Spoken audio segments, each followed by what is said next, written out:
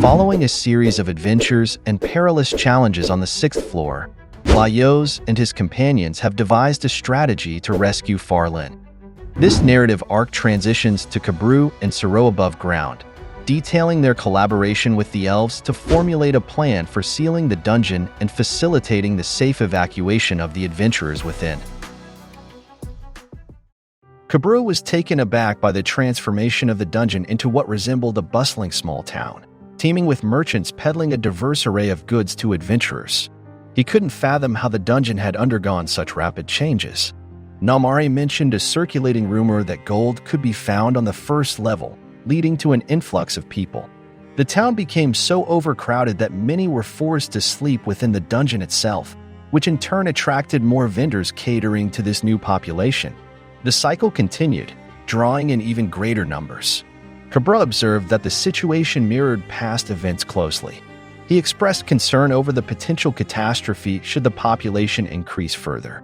An elf inquired about Kabru's strategy for evacuating the massive crowd back to the surface, questioning if he had anticipated such a turnout.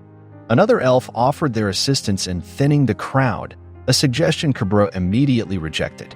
Instead, Kabru proposed seeking aid from a figure who wielded significant power and influence in the island's underworld, a person whose authority and virtue surpassed even that of the island's governor. The elf then insisted to accompany him on this mission. Patdol was instructed to stay put while awaiting the other's arrival. Additionally, the captain quietly communicated with her, arousing Kabru's interest. He urged Siro and Namari to keep a vigilant watch over them during his absence, suspecting they might summon reinforcements. Kabru expressed concern that any attempt to forcibly evacuate the people could result in unnecessary violence, which they must prevent at all costs. He placed his trust in them, just as the elf leader had placed her trust in Patdol. Consequently, Kabru was directed to meet with the individual he sought. The captain walked up the stair until another elf told her it's the entrance. She ended up descending the stairs again, leading Kabru to comment on the captain's lack of navigational skills, despite their role as dungeon explorers, and questioned their effectiveness as canaries. Continuing their journey, Kabru was taken aback by the presence of children among the crowd. After making inquiries, he was escorted to the individual he wanted to meet. Upon entering, he was greeted by a dwarf familiar with Kabru, who jovially remarked that Kabru always seemed to bring him luck.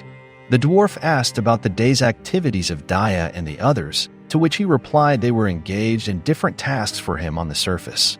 Noticing Kabru's unusual companions, the leader of the underworld acknowledged their intriguing presence. Kabru initiated the conversation by requesting a favor, pointing out the dangerous trend of the rapidly increasing population within the dungeon. He explained how the dungeon's expansion, while potentially yielding treasures, also spawns formidable monsters, leading to an inevitable escalation of evil that could spill over and cause catastrophic violence on the surface. The underworld leader, aware of similar incidents from the past, acknowledged Kabru's concerns, especially given Kabru's roots in Ataya and the traumatic experiences he likely endured there. Kabru earnestly appealed for assistance in evacuating the dungeon's inhabitants, suggesting that a temporary seal on the dungeon would diminish its power, allowing for a safer return later. He emphasized their readiness to provide for the basic needs of those affected during this period.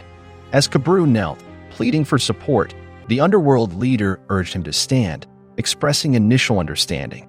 However, his demeanor shifted dramatically as he revealed his indifference towards the dungeon's dangers, questioning the issue with its expansion and the presence of monsters.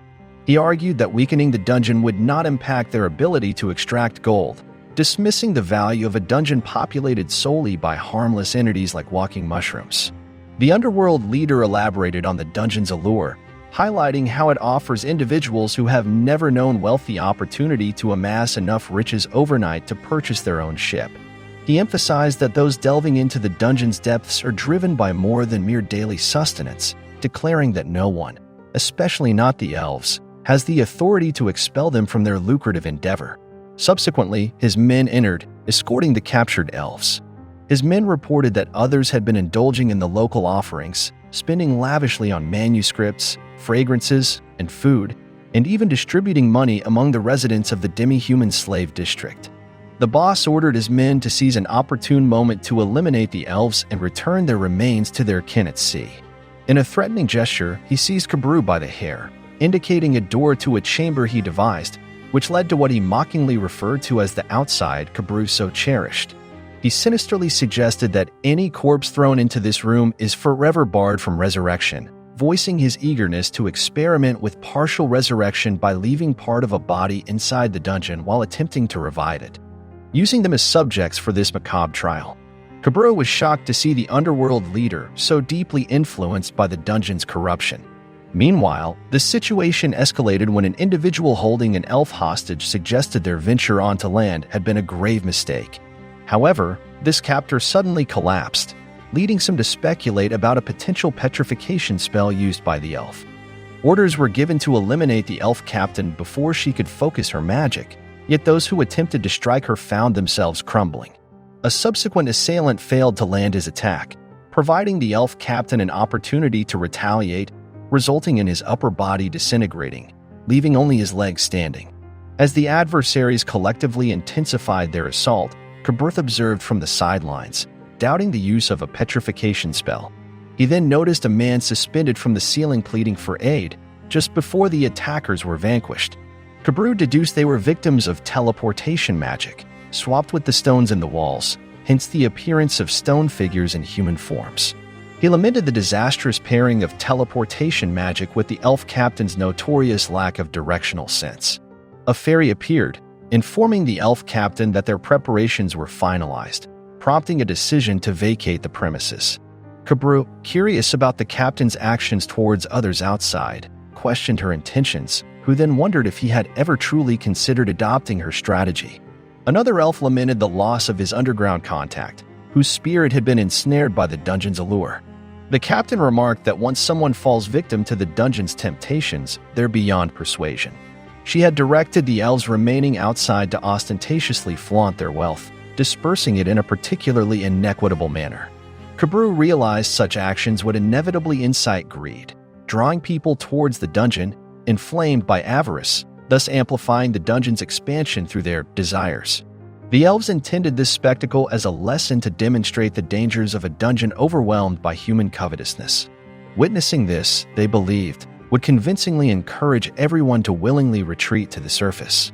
Kabruth found himself taken aback by their scheme. The growth of a dungeon is outlined, beginning with its discovery. Most dungeons are identified as ancient ruins, though some form naturally. The discovery of valuable resources within these dungeons attracts an influx of adventurers and scholars, leading to increased trade and prosperity for nearby towns. As explorers venture deeper for greater rewards, the wealth found on upper levels diminishes, prompting experienced adventurers to descend to lower depths, while the influx of newcomers wanes. Subsequently, the dungeon's interior layout undergoes transformation, leading to the reappearance of valuable items on upper levels and the emergence of stronger monsters throughout the dungeon. Eventually, the monster population grows to a point where it cannot be contained, resulting in an overflow onto the surface. To avert such scenarios, dungeons must be reported upon discovery. The elf strategy proved effective, causing people to vacate the dungeon. The once peaceful first level descended into turmoil, with Kabruth getting knocked aside in the rush to exit. However, Namari assisted him to his feet. Kabruth, puzzled by the sudden change, sought an explanation. Namari confessed she was at a loss, having merely accompanied the elves on their shopping expedition when chaos erupted, initially suspecting Kabruth and the elves' involvement. Amidst the escalating frenzy, the escape routes became congested with individuals desperate to flee.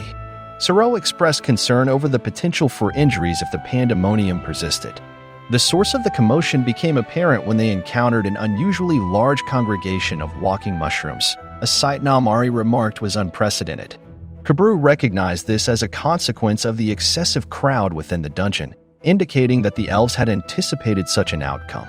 Observing the ensuing chaos, one elf remarked that the throngs had chosen to vacate the dungeon voluntarily, prioritizing their lives over wealth. Kabruth, however, found the mass hysteria triggered by mere mushrooms to be an overreaction, but his reflection was cut short by the sight of colossal mushrooms ahead. An elf pointed out the filaments spreading from these mushrooms, contributing to their rapid proliferation, while another elf grimaced at the spores they emitted, which were causing distress among the people. Patdol followed instructions to establish a barrier at the exit, ensuring safety within. Despite her efforts, some individuals pleaded for exit, highlighting that not all had been exposed to the spores. Kabru intervened, pulling one man through the barrier with assistance from an elf, earning the man's gratitude. Inquiring how Kabru could discern the man's condition, he replied that it was evident from their facial expressions. While two elves volunteered to address the giant mushroom threat, Captain Mizern decided to handle it personally, requesting Ada to create an elevated platform using the dungeon's ground. Successfully mounted on this platform, he launched himself towards the giant mushroom and struck it, astonishingly transforming it into water. This unexpected action resulted in the flooding of the dungeon's first level. Everyone found themselves drenched when Ada admonished her captain for his indiscriminate teleportation, which seemed to have dispatched the mushroom menace to the aquatic depths of the fourth level. This action, though effective against the immediate mushroom threat, led to the emergence of additional giant mushrooms. Captain Mizern found himself the focus of these aggressive fungi, quickly deducing that their targeting of him wasn't a sign of intelligence, but rather an indication of manipulation by a controller with full surveillance over the dungeon's events. He identified this puppeteer as the dungeon's mastermind, aligning with his suspicion that the mad sorcerer had arrived, drawn by the disturbance they caused. Upon his prompting, Kabru scanned the crowd for any out-of-place individuals, the captain suggesting the high probability of the sorcerer's presence among them. Given the entrance's limited mana, which weakens the sorcerer's capabilities, he saw this as an opportune moment to confront and potentially resolve their long-standing conflict. Kabru observed that their immediate surroundings near the barrier were clear, yet deeper within the room, visibility was limited. Captain Mizern proposed an elevated vantage point atop a pillar for Kabru to survey the crowd more effectively. Despite his reservations about his potentially misplacing him due to her erratic teleportation history, he found himself hoisted aloft at his insistence. From his new perspective, Kabru scanned the assembled individuals, identifying one figure whose calm demeanor amidst the tumult stood out starkly. Unlike the rest, this person neither exhibited panic nor the stupor associated with spore exposure. Kabru pinpointed this individual as the mad sorcerer, conspicuously undisturbed within the throng. The dungeon's master, known as the Mad Sorcerer, made an appearance near the dungeon's entrance, identified by Kabru and reported to the captain. In response, the captain launched a mushroom attack at the sorcerer, but Kabru experienced a moment of doubt and was shocked that he was wrong all along, realizing the sorcerer appeared merely as an ordinary individual. He noted that a dungeon master's abilities, primarily controlling the dungeon's landscape and creatures, diminished near the surface. The captain explained that the sorcerer's lifespan is extended through the dungeon's power, suggesting that expelling him to the surface would reveal the truth of his condition. Communicating this discovery to the fairy, she took responsibility for confronting the sorcerer, suggesting them to focus on the giant mushrooms. The Canaries, comprising individuals once condemned for engaging with ancient magic, are experts dedicated to mastering dungeons. Their collective knowledge, experience, and expertise are unparalleled, leading Kabru to believe in their capability to neutralize the dungeon's threat and ensure its eventual dominion under Elven control. The captain made a bold move forward to confront the culprit, prompting the startled sorcerer to emerge. Captain Mizern swiftly summoned Ada to block the escape route, effectively trapping the sorcerer. In a clever act of magic, the captain teleported a piece of wood into the sorcerer's arm, causing him intense pain and forcing him to release his book. Astonished by the use of teleportation magic that replaced his flesh with the wood, the sorcerer made a desperate leap for his book. However, the captain thwarted his attempt by kicking another piece of wood into his legs, making him collapse before he could reclaim his tome.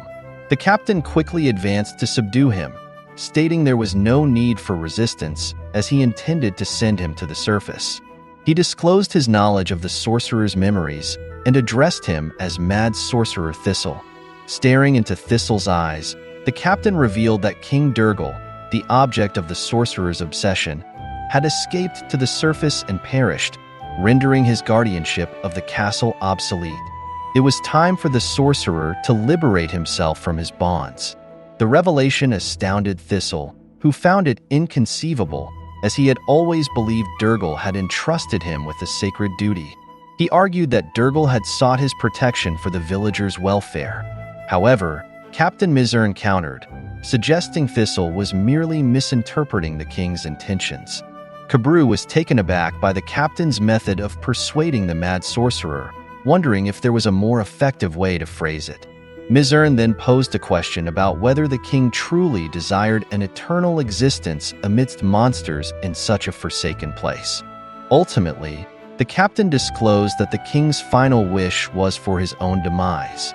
Thistle vehemently denied this, repeatedly proclaiming the assertion to be false, which led to the appearance of cracks in the vicinity.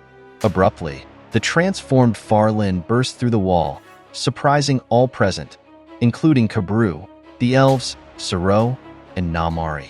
Falin rushed to defend the mad sorcerer, causing disbelief among the elves who were astounded that a chimera could be summoned to an area with such sparse mana, branding him a fool. Namari recognized Falin, but Siro quickly silenced him to prevent the elves from learning more. Suffering from the area's low mana, Falin was visibly strained, gasping and coughing. Captain Mizurn, seizing a large stone, advanced slowly and utilized teleportation magic to launch the stone at Falin's head. The elves chuckled, believing the captain had missed his mark. They speculated that the shot could have been decisive, yet they were puzzled by his target. Sishis, however, came to the captain's defense, insisting on the importance of respect. She admired his precision, especially considering his limitation to a single eye. The captain once again positioned himself to strike Falin with a stone, aiming for a lethal blow. Kabru, pondering the situation, likened Falin's struggle in the mana-depleted area to someone gasping for air. He realized that the extravagant dispersal of gold and the stirring of emotions were strategic moves by the Canaries to draw them into an upper-level confrontation. He couldn't help but admire the ingenuity of their plan. Sishis, noting the time, suggested that it was nearing Captain Mizurn's mealtime and proposed they grab something to eat in town upon concluding their business there. However, Patdol cautioned against complacency, reminding them that the battle was far from over. She expressed her intention to interrogate Siro and Namari about the chimera, sternly advising them not to leave, as they would face thorough questioning afterward. Kabru mulled over the predicament they faced. Although their actions might not constitute a significant crime, elves have a different perception of time and are not prone to rush decisions. Once someone is detained, securing release is challenging. However, Kabru was hopeful, recalling his upbringing by an elf. If his elven guardian were to advocate for them, their release might be expedited. He remembered how his elf mother was fond of nurturing children from various races, though he was aware that the aftermath could be complex, potentially resulting in them being compelled to stay in elven territories permanently. For Lin, whose experiences with elves were fraught with negative memories, such an outcome would be particularly distressing. Kabru wished for a solution to exempt her from this fate. Regarding Layo's group, their confinement could extend well beyond a few years, with the less fortunate possibly spending their final years in freedom or, worse, dying in captivity. The elven member of their party faced the gravest risk, possibly facing execution unless fortunate enough to be recruited by the Canaries. Kabru resignedly accepted this possible conclusion, acknowledging that preventing a disaster akin to Utaya was paramount. Elves, in his view, were unmatched in dungeon management, and for those of short-lived races, attempting to interfere with dungeons was futile. Ultimately, Kabru believed this course of action was for the best. Suddenly, Kabru found himself questioning his acceptance of the situation. Captain Mizurn directed Falin to shift her position, warning that her demise could potentially crush the mad sorcerer beneath her. As the captain readied himself for another assault, Kabru intervened, halting his advance, much to everyone's astonishment. The captain demanded Kabru release him and queried his actions. However, Kabru stood firm, expressing his disagreement with the captain's methods. He questioned the necessity of concealing the nature of dark arts and sought explanations for the Uttaya tragedy's occurrence in a mana-deficient area, in the process by which an ordinary individual could assume control over a dungeon. Sishis attempted to soothe him, asserting their intention was merely to shield the younger races from harm. Kabru, frustrated by her condescending tone, accused the elves of perpetual interference and withholding explanations, insisting that it was their prerogative, not the elves, to dominate the dungeon. His statement prompted the elves to reflect, while Kabru hoped for Falin's swift departure. In the meantime, the mad sorcerer painstakingly made his way towards his book. Upon reaching it and turning the pages, his actions elicited concern among the elves. Kabru was gripping the Elven captain tightly when the earth beneath them suddenly began to crack and shift. Falin swiftly gathered the mad sorcerer in her arms as the floor started to disintegrate, with the elves observing their attempt to flee. The captain demanded Kabru to let him go, warning that their current path would lead to a fatal impact with the ground below. Kabru, however, argued that such an end would be preferable to the torment of being encased alive within a wall. The captain then challenged Kabru's assertion of conquering the dungeon, questioning the feasibility of achieving such a goal posthumously. He probed further, inquiring if someone else was designated to continue the mission. Gradually, the floor collapsed, revealing a vast chasm into which Falin, the mad sorcerer, Kabru, and Captain Mizern descended. As they fell, Kabru's thoughts turned to Laios, entrusting the continuation of their mission to him. Onlookers, including the elves, watched in horror as they vanished into the void. Simultaneously, Laios and his companions faced yet another transformation. They were astounded to encounter colossal, ambulant changeling mushrooms. Laios commented on the eerie unpredictability of their environment, never knowing what they might encounter next. Despite their victory over the mushrooms, the party underwent another alteration in their racial appearance. Laios queried Chilchuk about Marcel's new form, to which he speculated she had become an ogre, reminiscent of a member from Soreau's group. The necessity to rid themselves of the spores and revert to their original forms led to the consensus that a bath was imperative. Marcel, having excised a segment of the giant mushroom, declared the importance of devising a remedy to prevent recurrent transformations, confident in her understanding of their mechanism. Laios eagerly offered his assistance, marveling at Marcel's formidable resilience.